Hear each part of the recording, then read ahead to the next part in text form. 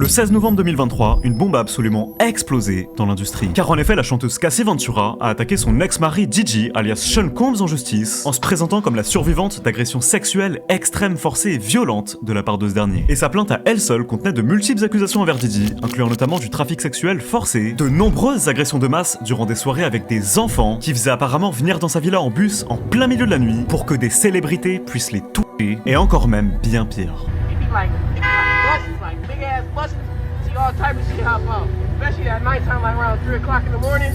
It gets wild. Très vite, ces accusations ont fait le tour d'internet et le monde entier a commencé à en parler. Puis dans les semaines succédant cet événement, de plus en plus de victimes, parfois très jeunes, ont commencé à sortir du silence. Et ça n'a fait que s'empirer de jour en jour. Avec parfois même des enfants qui n'ont même pas encore 10 ans, mais qui déclarent déjà que Diddy les a tous et drogués. À l'heure d'aujourd'hui, en 2024, des révélations encore bien plus choquantes sur les horreurs de Diddy ont été mises en lumière, et le monde entier continue d'en découvrir davantage chaque jour. Mais tu vas voir dans cette vidéo qu'en réalité de nombreuses histoires encore bien plus inhumaines et d'une cruauté absolument inouïe sont toujours tapis dans l'ombre intentionnellement par le FBI, et que dans les mois à venir en 2025, les plus grandes célébrités du monde pourraient bien connaître des fins tragiques, et ce même jusqu'en France. Car en effet, que ce soit des sportifs les plus connus au monde jusqu'à des hommes très importants dans la politique, absolument tous semblent redouter les révélations de cette affaire, à tel point que même le fils de Nicolas Sarkozy aurait apparemment participé à des soirées de Diddy, et qu'il aurait même potentiellement fait partie d'un certain cercle restreint. Et d'ailleurs, il y a même le rappeur Booba qui est actuellement en train de prendre une sauce parce qu'il y a clairement plein de photos où il était avec Diddy. Même si en réalité c'est juste qu'il avait des photos avec toutes les célébrités du monde, hein. Booba a rien à voir là-dedans à mon avis. Et même si le monde entier ne découvre tout ça qu'aujourd'hui, et bien depuis des années, Diddy s'était en réalité fait beaucoup d'ennemis dans l'industrie, et de nombreuses personnes prenaient déjà la parole il y a 20 ans pour dénoncer sa folie. L'une de ces personnes est connue pour être l'un des plus grands rappeurs de l'histoire, puisque ce n'est d'autre que 50 Cent, et même des années avant que toutes ces accusations sortent, ce dernier faisait déjà régulièrement des posts assez mystérieux, en disant clairement qu'il ne participerait jamais à une soirée de Diddy. Mais après que plusieurs raids du FBI aient eu lieu dans les villas de Diddy en novembre 2023, 50 a réellement commencé à ne plus montrer aucune pitié et s'est totalement lâché sur les réseaux. Comme avec ce post montrant une scène du film American Gangster où il avait clairement sous-entendu que la prochaine fois que les enquêteurs se pointeraient chez Diddy, ce dernier balancerait chacune des célébrités ayant été filmées avec des enfants et des adultes non consentants et drogués durant ces soirées. Et 50 partagera même une vidéo montrant le voisin de Diddy déclarer tout haut que ce dernier avait pour habitude de faire venir des bus remplis d'enfants en plein milieu de la nuit, sans que personne ne les voie. Et il le comparera régulièrement à R. Kelly, en produisant même un documentaire similaire sur ce dernier, nommé Survivre à Diddy. Mais pourtant, malgré tout ça, 50 Cent et Diddy ont une relation en réalité très profonde et ont été très proches dans le passé. Une relation qui a tellement mal terminé qu'aujourd'hui en 2024, 50 est devenu de loin le pire cauchemar de Diddy et qu'il tease régulièrement un énorme documentaire Netflix qu'il est en train de réaliser sur toute la face cachée de Diddy. Et dans lequel il a d'ailleurs même contacté le rappeur Booba ainsi que l'entièreté des victimes pour qu'elles viennent témoigner. Alors aujourd'hui dans cette vidéo, ensemble on va replonger dans toute cette histoire et je vais t'expliquer pourquoi 50 Cent déteste autant Diddy au point où il a attendu plus de 20 ans pour le détruire.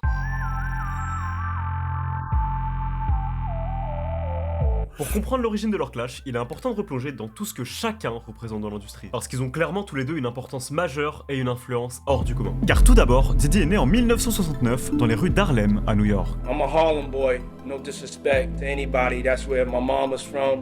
That's where my father's from. That's where my father died at. That's where I was born. That's what I represent. I just love being from there. That's where my soul comes from. Et après la mort de son père à ses 2 ans, Diddy et sa famille vont partir vivre dans une nouvelle ville du nom de Mount Vernon. En comparaison à Harlem, c'était un monde complètement différent. Là-bas, Diddy aura une vie beaucoup plus paisible et ira même dans une école privée. Après le lycée, il ira par ailleurs à l'université d'Howard à Washington afin d'avoir un diplôme dans le business. Et c'est précisément durant cette période que Diddy commencera très tôt à avoir la réputation d'organiser de très grosses soirées. En fait, plus le temps passait, plus ces fêtes devenaient carrément un véritable trait de personnalité chez Diddy et ça le rendait vraiment très populaire. Au point où il y avait même des célébrités qui commençaient à venir régulièrement à ces soirées qui avaient lieu tous les mois avec parfois plus de 1500 personnes présentes. Mais néanmoins, avant tout ça, en 1989, lorsqu'il était encore au lycée, Diddy va commencer à discuter avec son ami d'enfance Evie G, qui était un peu en quelque sorte son mentor et qui était lui-même un rappeur plutôt connu. Et dans la même année, Evie G ira signer chez un label nommé Uptown Records à New York. Donc autrement dit, c'était officiel là, ça devenait sérieux pour lui. C'est comme si tu voyais l'un de tes meilleurs potes percer finalement. Immédiatement lorsqu'il va l'apprendre, Diddy va repartir à New York et son ami Evie G lui fera rencontrer le patron du label nommé André Harrell. À partir de là, les deux deviendront particulièrement proches et Diddy sera même embauché pour travailler dans le label où il sera décrit comme étant particulièrement doué pour dénicher des talents hors du commun. Tout ça alors qu'il était encore au lycée. Et plus tard, à seulement 20 ans, Diddy sera déjà en train d'acquérir un succès absolument massif dans l'industrie de la musique. Puis en 1992, après qu'il ait même signé l'un des plus grands rappeurs de l'histoire, Biggie, des tensions vont se créer lorsque ce dernier sera sur le point de sortir son album Ready to Die. Or, problème, le label refusait qu'ils le sortent car il trouvait que les paroles étaient trop vulgaires pour l'époque. Et Diddy va tellement s'embrouiller avec eux qu'il se fera carrément virer du label dans la même année. À partir de là, Diddy créera alors son propre label du nom de Bad Boy Records et en septembre 1994, il réussira finalement à sortir l'album de Biggie. Dès qu'il sortira, son album connaîtra alors un énorme succès et est aujourd'hui considéré comme l'un des plus grands albums rap de toute l'histoire, atteignant d'ailleurs même la note de la perfection sur beaucoup de sites de revues d'albums qui sont pourtant considérés comme particulièrement sévères.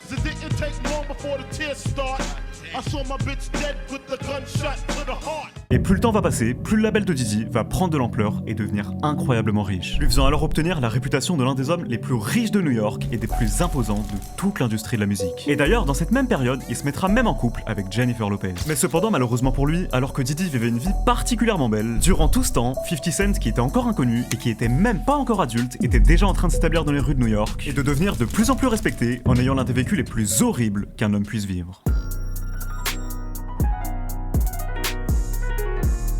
Pendant que Diddy était clairement en train de bâtir un empire en faisant du business dans l'industrie de la musique dans les années 90, eh bien on pouvait également voir qu'un nouveau titan du rap était en train d'émerger depuis le sud de New York. Car alors qu'il était encore très jeune, Curtis Jackson, alias 50 Cent, était déjà connu pour être une véritable menace dans la rue et même le boss de son bloc. Mais malgré tout, 50 Cent avait déjà de plus grands rêves que juste gérer son bloc et avait clairement pour ambition d'avoir une vraie carrière dans le rap. Clairement, très jeune, c'était déjà une obsession pour lui. Il voulait absolument devenir un grand rappeur. Et en 1999, 50 signera finalement un deal chez Columbia Records avant de finalement sortir son tout premier album nommé en français Le Pouvoir du Dollar. Mais alors que le temps passait, 50 trouvait clairement qu'en fait il y avait pas assez de promo pour son premier album et avait hyper peur qu'il floppe. Genre clairement c'était ce qui allait arriver là. Alors pour faire bouger les choses, 50 va sortir un morceau très connu nommé How to Rob où il clashait littéralement tous les rappeurs de l'industrie. Et la toute première personne qu'il attaquait dans ce morceau n'était d'autre que Diddy lui-même. Car 50 était bien conscient à l'époque que clasher le plus grand patron de label au monde allait sûrement lui apporter plein de buzz pour son album. Dedans, il menaçait alors de kidnapper la femme de Diddy du nom de Kim et de lui faire payer une rançon s'il voulait la revoir en vie. Et comme tu t'en doutes, ça sera un énorme succès. Alors seulement un mois après, 50 Cent apparaîtra dans un magazine et appliquera la même stratégie en clashant plusieurs personnes publiquement. Mais à la différence que cette fois-ci, les personnes qui clashera seront réellement des tueurs dangereux dans la rue, plutôt que simplement des célébrités. Une chose qui va faire une énorme différence. L'un de ces morceaux sera d'ailleurs l'un des tout premiers sons où on verra un rappeur de la rue exposer et clasher d'autres gangsters respectés et craints devant tout le monde, en parlant notamment d'un homme nommé Prim, en disant qu'il était celui qui gérait les affaires et que son associé du nom de Prince était celui dont le travail était de tuer les gens. Et en réponse à ce morceau, le 24 mai 2000, alors que 50 était dans une voiture juste devant la maison de sa grand-mère, un inconnu va s'approcher de lui par derrière et lui tirer 9 balles à bout portant. Néanmoins, à ce moment-là, 50 Cent réussira miraculeusement à survivre avec 9 balles dans le corps, et comme un vrai soldat, il va conduire lui-même sa voiture jusqu'à l'hôpital, échappant de très peu à la mort. Et peu de temps après ça, son tout premier album était toujours sur le point de sortir, mais après la fusillade, 50 se fera virer de son label, qu'il abandonnera. Et seulement quelques mois plus tard, il sera déjà de retour au studio pour écrire de la musique. Clairement une dinguerie. Et d'ailleurs, pour l'anecdote, à ce moment-là, Diddy n'avait pas répondu au clash de 50. C'est sa copine Jennifer Lopez qui lui conseillera d'aller rencontrer 50 Cent et de l'engager comme ghostwriter. Une chose suite à laquelle 50 écrira plusieurs couplets pour Diddy, tels que celui sur un morceau nommé Let's Get It. Look, the first time I came back to write music after I got shot, the first time I came back was because Jennifer Lopez told Puffy he should have me come back to write music with him. I came back, Puffy had a song that used to go, make this money, take this money. Ain't no way you can take this from me. They get money. Let's get it. That don't feel like 50? Oh! Puis à peine l'année d'après, en 2002, à force de charbonner, 50 était devenu tellement fort que c'était désormais l'artiste indépendant le plus chaud de tout le game. Alors qu'il avait failli mourir seulement quelques mois auparavant. Et le 26 avril, il sortira alors sa mixtape Guess Who's Back, où il se moquera de ses ennemis qui n'avaient même pas réussi à le tuer en lui mettant 9 balles. Mais plus étonnamment, 50 ira à nouveau clasher Diddy en insinuant qu'il avait fait des choses bizarres pour réussir dans l'industrie. Des déclarations qui étaient vraiment très étranges pour l'époque. Puis en août 2022, 50 Cent sortira alors la mixtape de la G-Unit, No Mercy, No Fear. Et sur le 16e morceau, 50 attaquera à nouveau Diddy en disant que c'était une tapette car Diddy était triste de s'être séparé de Jennifer Lopez. En gros, il parlait tout le temps sur les réseaux quoi, et ça cassait un peu les couilles à tout le monde, en gros genre. Mais néanmoins, malgré tout ça, contrairement aux apparences, à cette époque, Diddy appréciait quand même 50 Cent et ira déclarer qu'il acceptait qu'il le clash car il comprenait que c'était sa manière à lui de faire avancer sa carrière. Mais paradoxalement, il avait tout de même refusé de le signer à son label, dû au fait que 50 Cent était en guerre avec l'un des plus grands chefs de gang de New York, du nom de Supreme. En fait, en vérité, même Diddy avait peur de ces gars, tellement ils étaient dangereux. I remember the first time, and a lot of people don't know the story, that 50 went to Diddy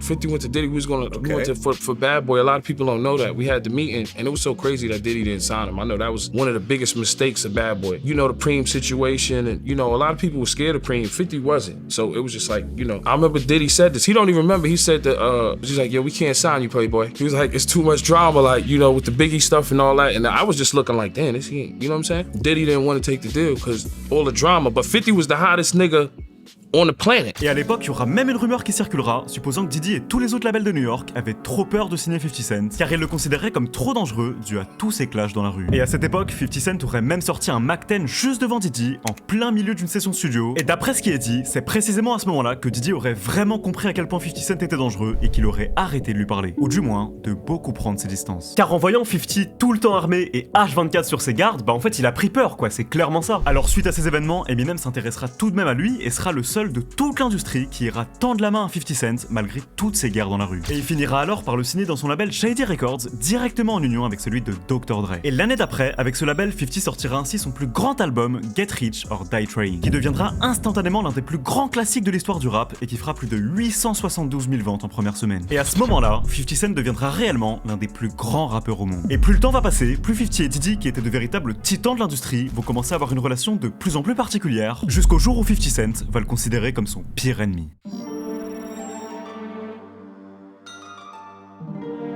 Durant les années qui ont suivi, le clash entre Diddy et 50 s'était plutôt calmé dû au succès énorme que les deux étaient en train de vivre. Mais dans le domaine du privé, ils avaient de plus en plus de tensions. Puis le 28 août 2003, un moment particulièrement intéressant va se dérouler lorsque Diddy sera élu pour annoncer le gagnant du prix du meilleur clip de rap de l'année aux MTV Awards et que le gagnant ne sera d'autre que 50 Cent.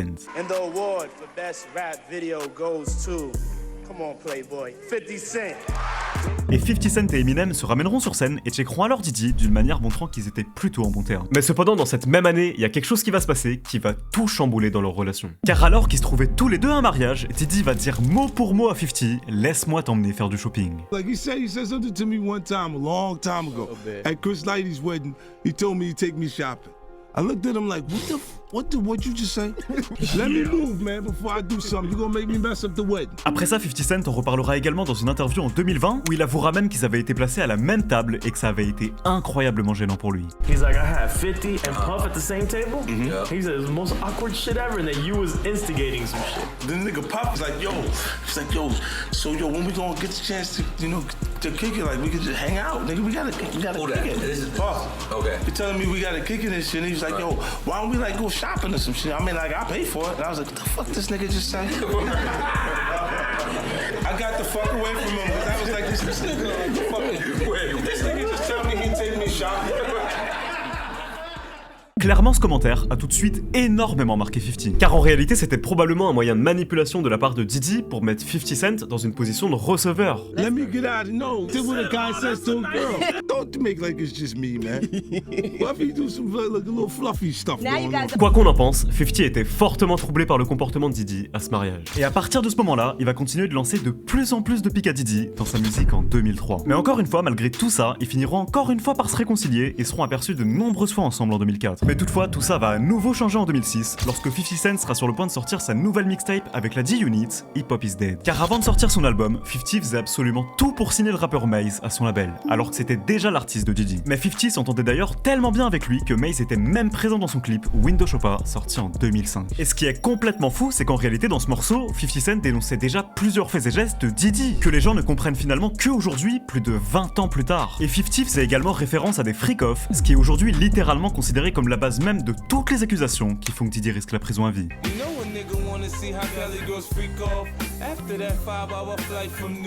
Et malgré le fait qu'à l'époque il était très proche de Diddy, Maze ira littéralement déclarer en public qu'il voulait désormais quitter son label pour aller chez 50 Cent. Et en réponse à ça, Diddy ira également à son tour déclarer que s'il voulait Maze, 50 aurait clairement intérêt à lâcher une énorme somme d'argent car il allait pas lui donner son artiste aussi facilement. Et des années plus tard, en 2014, 50 en reparlera dans une interview chez Funflix.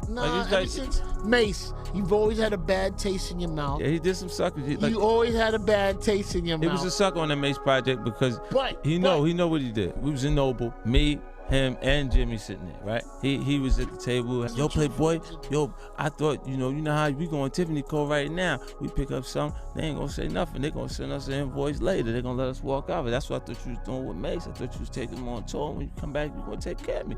I said, oh, ain't nothing, so I just waiting for you to take care of me. Et encore plus intéressant, 50 Cent ira même raconter comment Diddy avait fait exprès de compliquer les choses lorsque 50 Cent devait rencontrer un homme d'affaires du nom de Jimmy Iovine, avec qui il devait littéralement négocier pour signer The Game à son propre label. En gros, Diddy avait clairement tout fait pour saboter le deal de 50 Cent et lui faire perdre de l'argent. Et 50 Cent ira finalement déclarer que Diddy lui avait demandé $2 millions s'il voulait Maze. Was there a number talked about?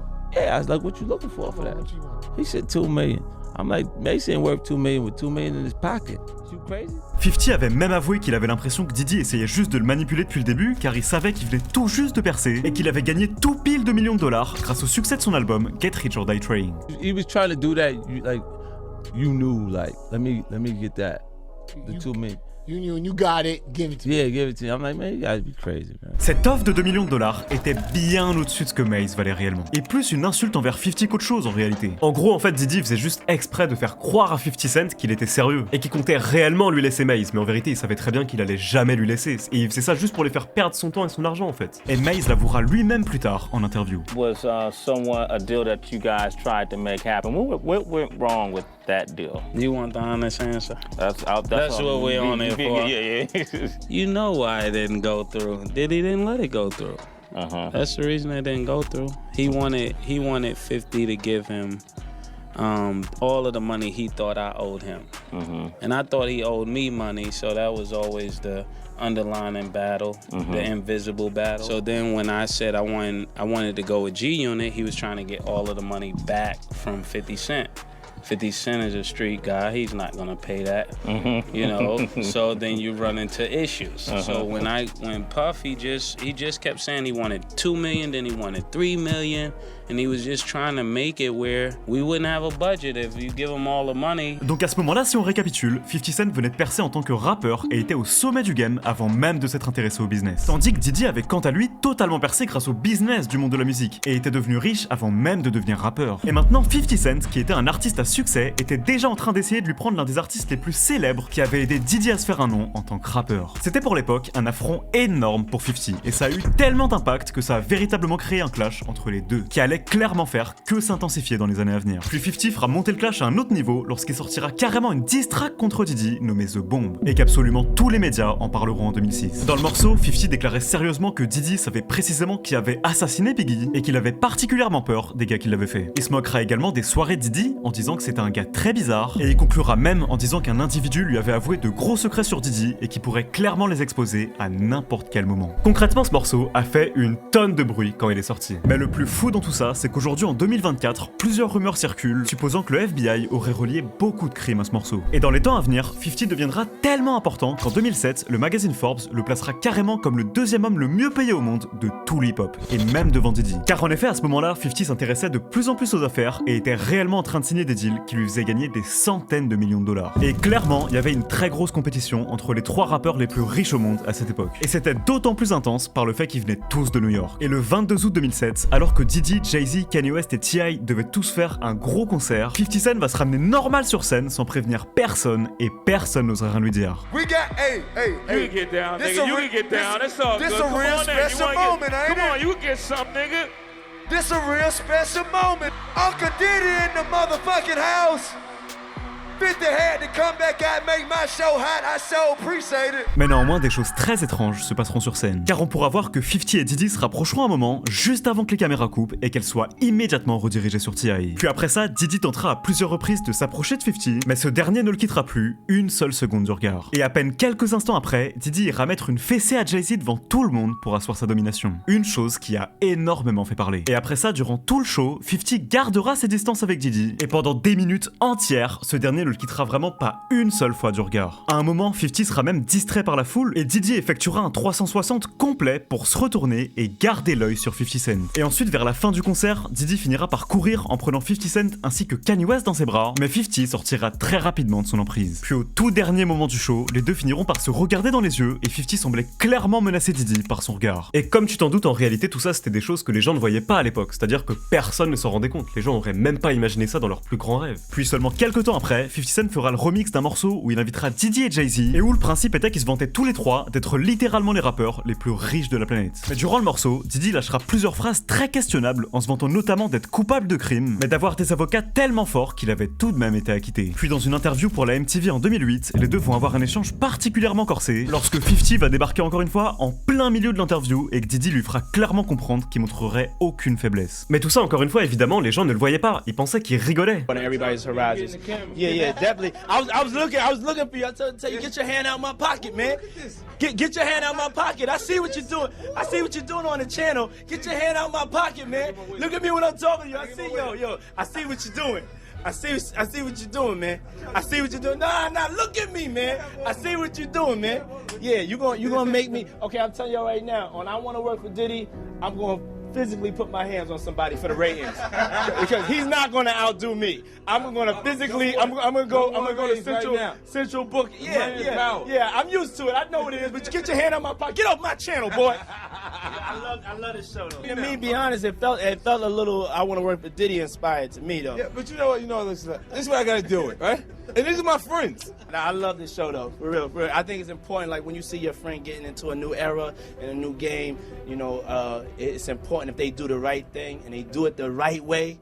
My man did his show the right way. If you haven't seen it, go check it out. I love this show. En fait, il semblait que même si les deux étaient officiellement en bons termes, une rivalité intense semblait toujours être hyper présente. Et très peu de temps après, Diddy et 50 seront de nouveau aperçus ensemble lorsque 50 Cent va se retrouver dans une énorme embrouille avec Rick Ross. Et durant ce clash, 50 était carrément allé jusqu'à faire des vlogs et des vidéos incroyablement humiliantes envers Rick Ross. Et dans l'un d'entre eux, on pouvait même voir qu'il avait fait venir le fils de Rick Ross ainsi que sa mère dans la maison de Floyd Mayweather. Et ce qui est justement intéressant, c'est que Diddy était présent dans ce vlog et que si on y fait bien attention, il avait l'air particulièrement gêné d'y être filmé. On aurait clairement dit qu'il voulait pas qu'on le voit. Et à un certain moment du vlog, Diddy et 50 étaient même aperçus en train d'avoir une conversation privée. Et tout ça alors que pourtant à l'époque, Diddy avait toujours été très proche de Rick Ross. Mais il est ainsi possible qu'en réalité la présence de Diddy dans ce vlog n'était pas du tout prévue, en tout cas pas de son côté, et que 50 Cent avait juste tout prévu à l'avance pour que Diddy soit filmé à ses côtés sans même être prévenu et que Rick Ross le prenne mal. Et dans les années succédant cet événement, Rick Ross ira régulièrement montrer qu'il considérait Diddy comme un frère, et il ira même déclarer que leur relation était bien plus profonde que le rap. Puis le 11 novembre 2010, ils iront même jusqu'à annoncer qu'ils préparaient officiellement un album en commun du nom de Bugatti Boys. Mais malheureusement pour eux, étant donné qu'au fil du temps, le clash entre 50 Cent et Rick Ross était devenu extrêmement sérieux et personnel, à force de les voir ensemble, 50 va commencer à considérer que Diddy était tout autant son ennemi. Car évidemment, l'ami de son ennemi est tout autant son ennemi. Mais étant donné qu'il sait être particulièrement malin en temps de guerre, malgré tout ce qui va se passer dans les mois succédant cet événement, 50 ne s'attaquera pas tout de suite personnellement à Diddy. Bien qu'il savait déjà qu'il avait tout un plan pour le détruire et qu'il avait des dossiers incroyablement choquants sur lui. Mais néanmoins, à partir du moment où 50 va commencer à réellement s'en prendre à Diddy, cette fois-ci ce ne sera plus simplement des clashs dans de la musique, mais directement une véritable guerre dans le business.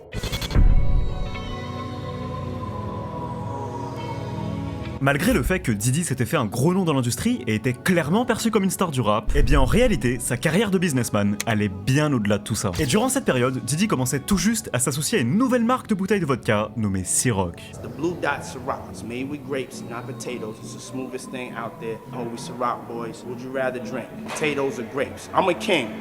Kings drink grapes, queens drink grapes. We don't drink potatoes, okay? Peasants drink potatoes, okay? Et sa force de frappe était tellement grande que Diddy signera même un contrat de $100 millions avec leur marque. Ladies and gentlemen, welcome. We are here to make history today. Ciroc Vodka is entering into a groundbreaking strategic alliance with Sean Combs. Sean Combs and Ciroc Vodka. This history because this is not an endorsement deal. It's not a co-branding deal. I'm going to be taking the lead on the marketing, the advertising, the brand building, where it's sold, how it's sold, and I'm very excited about building a luxury brand. Diageo is something that will revolutionize the spirits industry forever. Et en plus des $100 millions, Diddy touchera aussi une part de 50% sur chacune des bouteilles qu'il vendra. Un accord qui fera alors que Diddy fera une pub pour les bouteilles de Ciroc à littéralement toutes les occasions qui se présenteront. We are here live behind the scenes putting the party together. Y'all have heard about the world famous party. Many have asked but few are chosen.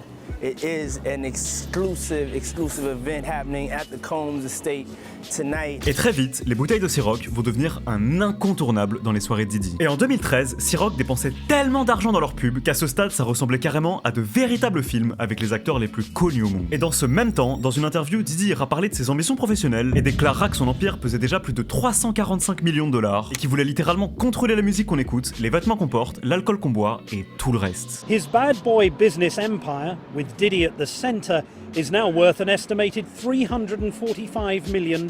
He calls himself the Black James Bond. Is there anything you would not promote? How Yeah. about Diddy dog food? No, I wouldn't do Diddy dog food. I was gonna make the clothes that you would get dressed in, the fragrance you would put on, listen to the music that I produced, to buy the vodka that was in the club. Some people might think that's a form of megalomania. That you would what? think that. A form of megalomania.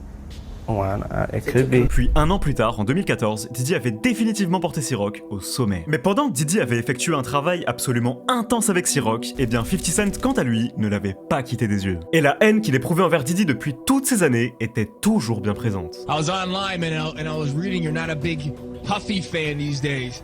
Well, you know what? His music sucks. Don't be blunt, 50. Tell us what's on your mind. No, it's bad. It's bad. What is it you don't like about Puffy's music right now? He's not an artist anyway, so that's true. It doesn't really matter. Like if you think about it, is he a rapper? No. Because he said he don't write rhymes, he writes text. That's right. So you're not buying Puffy CD when it comes out at all, huh?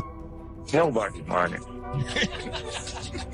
He even said himself he don't expect it to sell. Like he's okay, just he's just using it as a promotional tool. Like, and standing next to these fools is his promotional tool too. Like, how does Rick Ross remind you of Biggie? Any Biggie fan objects to that. But tell the truth, man. You know Puffy just sucks, man. Look, he's a serpent. He's gonna suck the blood out of him. He's one hell of a businessman. Yeah, but what he does is suck the blood out of the artist. What artist exist after the interaction with him? Puis une semaine après cette déclaration, Diddy a annoncé qu'il renommait désormais son groupe sous le nom de la Supreme Team, soit le même nom que celui du gang qui a tiré sur 50. Puis ensuite, le 24 juin 2010, durant une autre interview, 50 Cent ira réitérer ses propos et dire que Diddy n'était pas un vrai rappeur, mais simplement un businessman. You know what's interesting? He's not an artist. He has the album. Yeah, but he's not an artist. See, an artist would be someone who actually wrote something, maybe.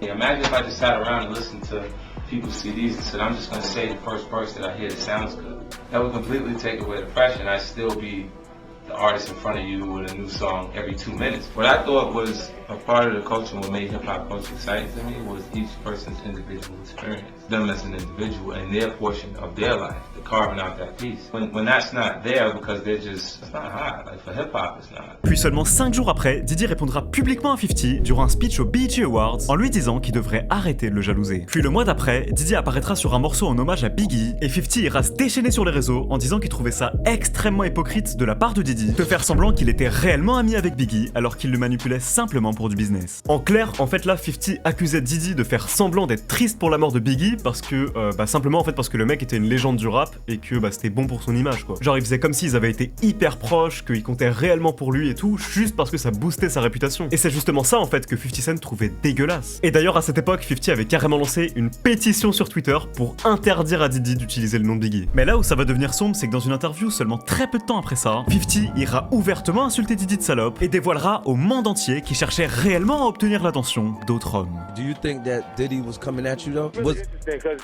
Puffy's like a to describe Puffy in one word is a see. You know how ugly always got like pretty friends? Yeah, I know what you mean. He built his group. He want to be the hot in the group. He'll make sure he getting all the attention. He want to make sure that niggas want to holler at him. If he'll tell you himself what happened in Miami, stay in Miami. Et à un certain moment, 50 menacera également Diddy par rapport au nom qu'il avait choisi pour son groupe. He did change the name though. He did change. What he changed to Dream Team, Supreme Team. So where did it go wrong though? Because I know y'all was cool. Like where did it turn I don't wrong? know what made him name that group that. That's what made me Supreme think. Team. Oh, okay, the Supreme Team. And then it was like, yo, why you do like? Et c'est là où ça va commencer à devenir vraiment sombre. Puisqu'après ça, 50 Cent ira même jusqu'à déclarer que Diddy avait une nouvelle copine du nom de Cassie Ventura et qu'il avait obtenu des images hyper compromettantes la concernant. Or, ce qu'il avait en réalité obtenu était à l'époque des cassettes vidéo de freak-off choquantes durant les soirées Diddy. Matter of fact, they sent me the girl pictures of this girl, like not the shit that y'all saw. Worse, way worse. Wow. Oh, you kidding me up? Like penetration pictures and Nah, come on, man.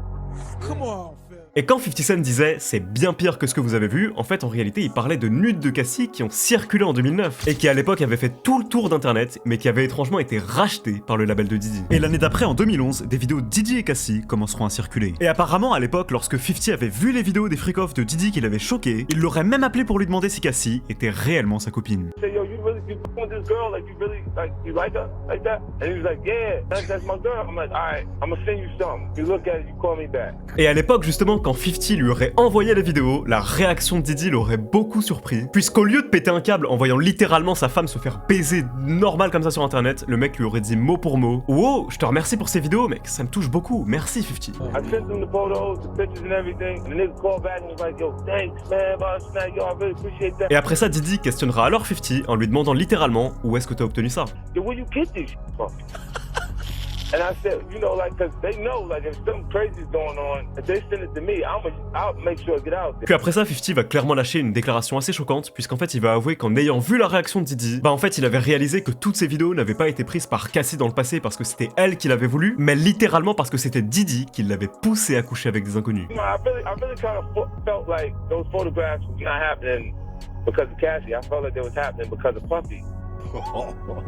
They start feeling some kind of way, especially like whoever the guy was she was with in the photos versus where Puffy's at. Puis un mois après, en septembre 2010, 50 Cent ira confronter à la fois Diddy et Jay-Z en backstage et il ira déclarer que Diddy s'était excusé auprès de lui et qu'ils étaient à nouveau en bon terme. Et ce sera intéressant puisque seulement une semaine après, Diddy sera présent sur la cover du magazine The Vibes aux côtés de l'ennemi juré de 50 Cent, Rick Ross. Et l'article du magazine reparlera de la réaction étrange que Diddy avait eue lorsque 50 lui avait envoyé des vidéos compromettantes de Cassie, mais Diddy ne donnera aucune réponse. Puis pendant un long moment, les deux ne se clasheront plus du tout, mais 50 Cent lâchera néanmoins un tweet en décembre 2012 où il insinuait que Diddy aurait couché avec un manager très connu dans l'industrie du nom de James Cruz. Et Tony Yayo, qui faisait partie de la G-Unit, ira plus tard même jusqu'à déclarer en interview que 50 lui avait avoué que Diddy avait fait des choses avec James. Alright, 50 said James Cruz F Diddy, like had sex with Diddy, some crazy shit. But come on, I didn't believe it was true, you know what I mean? Shout to Diddy, Cruz and 50. Et c'est vraiment à partir de cette période que le monde va doucement commencer à découvrir les activités hyper sombres de Diddy. Puis en 2013, ça va être encore pire, puisque 50 va poster une photo où on voyait littéralement Diddy et Rick Ross s'embrasser comme des amoureux. Et au fil du temps, 50 Cent va se mettre à poster de plus en plus de photos, sous-entendant clairement que Diddy avait des relations sexuelles avec énormément d'hommes d'affaires. Puis en fin mars, Diddy sortira un nouveau morceau en feat avec Rick Ross et French Montana. Et 50 Cent y réagira dans une interview qui a aujourd'hui été supprimée, mais où il disait clairement que ça puait la merde et qu'il avait même pas de vrai morceau de rap. Puis plus tard, 50 reviendra encore sur ses déclarations chez Funk Flex. You made some comments about, I think, Puff's new joint. Yeah, it's a good record, man. Which one? I like it. Big Homie. Yeah, I like when he does that type of talk. I think it's weak. Like, I mean, with each his own. I mean, you have your opinion. I'm not trying to force you to feel the way I feel. But something I feel about you. But you and Puff have a weird relationship. No, I'm just saying. I don't want you. I'm not trying to force you to think what I think. Sometimes you like it. Sometimes you like it. Sometimes you don't. You gotta admit that to me. You can't. Sometimes. No? Sometimes I like Puff. Sometimes you like him, sometimes you don't. You ever... what's not to like about him? Mais c'est précisément à ce moment-là que le clash entre 50 et Diddy va prendre une énorme ampleur. Car après avoir vu Diddy faire des millions de dollars avec Ciroc, 50 va décider de lui aussi entrer dans le marché en s'associant avec une autre marque de vodka du nom de FN. Et pour promouvoir ses bouteilles, il va se mettre à lâcher une tonne de posts en taillant constamment Diddy en disant qu'il faisait vraiment des bails bizarres. Et il rigolera même d'un ancien tweet de Young Thug où il faisait une blague de gay, mais dans le seul but de se moquer de Diddy. Il publiera également une photo de Diddy et French Montana où on les voyait se tenir étrangement proches de l'autre et en profitera encore une fois pour faire de la pub à FN Vodka. Puis en mai 2015, 50 postera une vidéo où on voyait sa voiture entourée d'une foule de fans et où il dira à tous ses fans que personne ne ferait jamais ça pour Diddy. They don't never do this for no Puffy. You kidding me? No more Puffy. Puis en juin 2015, Diddy tombera par terre devant tout le monde lors des BET Awards et 50 y réagira immédiatement. BET. The highlight of the whole goddamn show is Puffy busting his them all. Et le mois d'après, Diddy lâchera un post sur Insta pour souhaiter un joyeux anniversaire à 50 en lui disant qu'il lui enverrait des bouteilles de Ciroc. Puis en août, lors d'une interview au Breakfast Club, l'un des hommes de Diddy retirera une bouteille d'Effen Vodka que 50 Cent avait personnellement envoyée. Not enough people taking any chances. Everything is. What the hell are you doing, man? What's going on? With grown men crawling behind other grown men? Just to give some backstory. What is going on, yo? No. 50 Cent sent a case of effing up here for Diddy. And he signed it with a card. Give him a card. And now we have revolt people crawling on the ground. Friends, Curtis Jackson. Yeah. Thank you. Thank you. Why the vodka wars look like rap battles now? Why did that shit? Nah, hey, yo, what it is, it's enough for everybody. So I welcome him into the game. It's good to see somebody of my color out there, represented in this field. And hopefully he appreciates me opening up the doors for him continuously. Now, but I sent him a lifetime supply of Ciroc, and so I appreciate his gesture. He only sent you one case. That's kind of an insult. A lifetime supply? I mean, when you first starting out in these little companies, they don't really have a lot of supply, Maybe you can only send a case. Puis quelques temps après, French Montana sera aperçu en train de donner de la force aux bouteilles de vodka de 50. Hey, my man's here. He came by. Shout to Effin Vodka. That shit kind of watered down, but I love it. 50 réagira alors à ce clip en disant que French Montana était un bon et en rigolera en disant que Diddy l'avait probablement couillé pour qu'il retourne sa veste aussi rapidement. Yo, check this shit out. So, yesterday, French Montana had an in-store up in the Bronx. 10 people showed up. He said, fuck this, let me have a drink. Puffy trying to make me go against 50, he set me up. Mais étonnamment, le jour d'après, French Montana ira clasher la vodka de 50 en plein concert. Personne n'a rien compris. I guess 50 don't know DMX, Run CT, right? We don't fuck with that Effin Vodka over here, you heard me? Et quelques jours après ça, French Montana ira même jusqu'à poster une vidéo sur Insta où il balançait un carton entier de bouteilles de vodka de 50 à la poubelle. That's how I feel about your bullshit. What the fuck is this? 50 Cent réagira alors très rapidement à ces vidéos et dira que c'était probablement à cause de Diddy car il avait sûrement dû embrouiller French Montana après qu'il ait avoué qu'il aimait la vodka de 50. Yo, I just seen a clip of French Montana throwing bottles of effing in the Dom. Puffy called him like, you said you fucking like this shit. You fucking bitch, you want your record out, don't you? You fucking dummy. You fucking playing. They fucking putting us out of business, you fucking asshole. You better do something. Et 50 lâchera un tweet en déclarant devant tout le monde qu'il savait pertinemment que Diddy lui avait également fait des actes sexuels, tout comme il en avait fait à James Cruz. Et il dira aussi que Diddy l'avait appelé sur son téléphone pour essayer de mettre fin au clash. Il avouera également que Diddy avait vraiment pris la haine lorsqu'il avait appris que 50 avait signé un contrat avec FN et qu'il avait même essayé de lui proposer une offre pour qu'il refuse de travailler avec une autre marque de vodka. Et plus le temps va passer, plus les bouteilles de vodka FN avec lesquelles 50 était associé vont exploser. Puis en février 2016, 50 ira retweeter un article supposant que Diddy avait payé un homme $1 million pour aller assassiner Tupac. Et dans ce tweet, 50 confirmera clairement que c'était vrai et dira à tout le monde: Diddy a tué votre rappeur préféré. I told you you can't trust these niggas. Now Puffy done killed Tupac, man. Et dans des interviews, 50 Cent continuera de descendre les bouteilles de Diddy et dira qu'il avait une bien plus grande vision que lui. Talk to me about the liquor, bro. Man, we doing it like Supreme vodka. It's made from wheat. Ciroc is made from grapes. So it's more sugar content.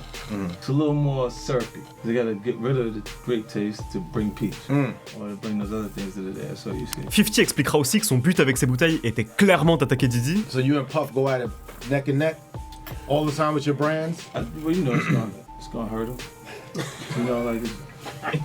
Look, he's a guy who stands next to the guy. He's not the guy. I am the guy. Right? He's next to Biggie. He's next to Greg Mack. He's next to Mace. He's next to the Locks.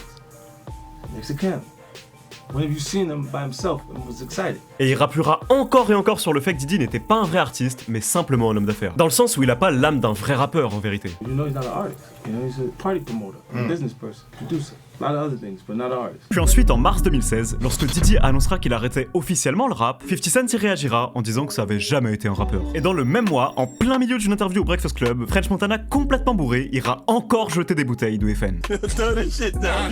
Don't throw the shit down. Please don't throw that. Don't throw it down. Please. Not in here. No, don't throw it. Yo, I hate that. Get him a trash can. Who drink this for, Loco? Who drank this? Jesus Christ. Et peu de temps après ça, French Montana finira alors par signer officiellement un deal avec C-Rock et Diddy. Mais néanmoins, après avoir vu cette vidéo, 50 va alors décider de répondre, et il va s'en prendre à Diddy, mais aussi à tous les rappeurs de son label. Il postera notamment une photo de Maze en écrivant mot pour mot: après avoir dansé avec le diable, tu as besoin de Dieu dans ta vie. Regardez ce que Diddy a fait à Maze. Et il postera les photos de plusieurs autres rappeurs en insinuant clairement qu'ils avaient tous fait des choses sombres avec Diddy et en le qualifiant même de diable. Et il publiera même une photo en disant que Biggie était lui aussi mort après avoir dansé avec le diable. Puis durant une autre interview en 2016, 50 descendra Diddy devant tout le monde. 50 Cent dira également que Diddy commettait des choses hyper sombres en privé que les gens n'imagineraient même pas une seconde, et il recitera le nom de James Cruz à nouveau. Stuff behind the scenes that you don't know because that's what be agitating. Like with James Cruz, people around him, be doing stuff and they doing it in his behalf. So he act like he has no idea what's going on, but it's coming from him. Puis quelques semaines après, 50 ira faire un concert en Arizona et se moquera de lui car il avait aucun hit. The last Puffy single of his last album. Do anybody in here know what the last Puffy single was? The DJ don't know. Nobody in the whole nightclub know what the last Puffy single was. Google this shit, man. Come on, man. Et le mois d'après au VMA, Future se moquera lui aussi de Diddy en disant qu'il s'était ramené au backstage sans même une bouteille de Ciroc.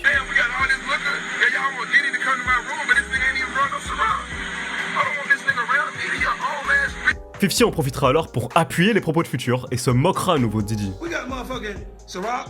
Damn, we got all this nigga, and y'all want Diddy to come to my room. He ain't even brought no Ciroc. I don't want that old ass nigga around me. He a old ass bitch. En fait, en vérité, il était clair que 50 semblait clairement avoir une raison beaucoup plus profonde de détester Diddy. Mais en fait, c'était comme s'il se limitait à l'attaquer sur des choses dont on peut rigoler, hein, en vérité, plutôt que vraiment sur des sujets qui sont sérieux. Même si pourtant, on semblait qu'il avait clairement l'air d'avoir des gros dossiers sur lui. Et en soi, il continuera encore à faire des posts pour se moquer de lui, mais encore une fois, il n'y avait rien de sérieux. Puis en juillet 2017, 50 Cent revendra toutes ses parts chez FN Vodka et encaissera plus de 60 millions de dollars. Now, 50 Cent apparently no longer is working with FN Vodka. In case you haven't noticed, he has been posting his hashtags. Yeah, he sold the stake in the company about a month ago. They was having all those vodka wars, and he wasn't even a majority owner. Well, 50 seen over $60 million from his buyout, allegedly. I'll just say that. Okay. So, I mean, a minority owner. Et 50 ira bel et bien confirmer qu'il avait revendu ses parts pour 60 millions de dollars dans un post Insta. Mais cependant, il précisera tout de même qu'il travaillait encore avec eux, et dans des interviews, il continuera de régulièrement afficher des bouteilles de FN et de tacher celles de Ciroc auxquelles Diddy était affilié. It's not even vodka. It's grapes. We ready. We know where you're going. You know what I'm saying? We ready. It's like there's gonna be more sugar in it because this is made from wheat. It's from Holland, a lot less sugar and it's a lot smoother than the Ciroc. Right? Et il reparlera encore du jour où Diddy lui avait proposé de l'emmener faire du shopping. The nigga Pop was like, yo, he's like, so yo, when we gonna get the chance to, you know, to kick it, like we could just hang out, nigga, we gotta kick it. It's like, yo, why don't we like go shopping or some shit? I mean, like I pay for it. And I was like, what the fuck this nigga just said? I got the fuck away from him because I was like, this nigga just told me he'd take me shopping. Et cette fois, ça va devenir particulièrement sérieux, puisque 50 Cent ira carrément jusqu'à clamer haut et fort que Diddy prenait régulièrement des photos compromettantes avec d'autres rappeurs. Pictures and shit like that out there, sitting out there for no reason. You don't see accident pictures will be like kissing niggas. Like that doesn't happen by accident. Et encore plus bizarre, 50 ira même raconter que Diddy avait couché avec la femme de Chris Lighty, qui était un manager dont Diddy était hyper proche, mais qui s'était littéralement fait assassiner dans des conditions dramatiques. Cause you know they both hit. Right. Both Stout and Puff. Okay, yes, they fucked the Veronica, the girl that Chris was married. Whoa, this is awkward. We did not know that. So I'm sitting there like, what shit we got going on? Oh man, goddamn. Et 50 Cent conclura finalement en leur disant que même s'ils avaient l'impression qu'ils rigolaient, un jour le monde finira par découvrir que tout ce qu'il aura dit était réel depuis le début. Later you gonna find out a little shit that I be saying be real. You understand what I'm saying? Et comme prévu, quelques années après, le monde découvrira alors que tout ce qu'il disait depuis plus de 20 ans était bel et bien réel, et qu'en réalité, c'était même encore bien pire que tout ce qu'on aurait pu imaginer. Au point où on va assister à l'une des plus grosses chutes de toute l'histoire du hip-hop.